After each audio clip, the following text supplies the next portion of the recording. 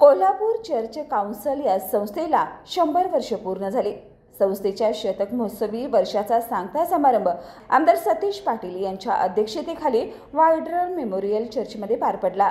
या ऐतिहासिक दिवसानिमित्त काउन्सिलच्या सर्व सदस्यांना आणि ख्रिस्ती बांधवांना आमदार सतीश पाटील यांनी शुभेच्छा दिल्या।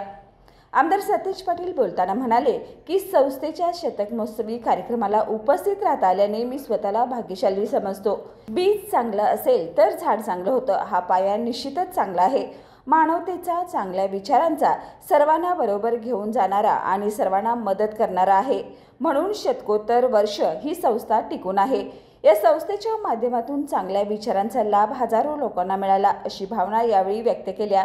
यावेळी कोल्हापूर चर्च काउन्सिलिंगचे सर्व सदस्य, मान्यवर आणि ख्रिस्ती बांधव मोठ्या संख्येने उपस्थित होते।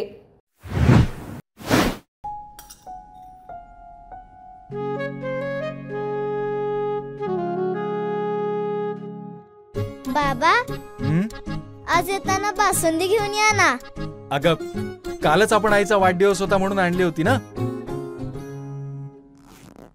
ऐकलं, गोकुळची बासुंदी पुन्हा खावीशी वाटतेय। खरं सांगू, मलाही खावीशी वाटतेय।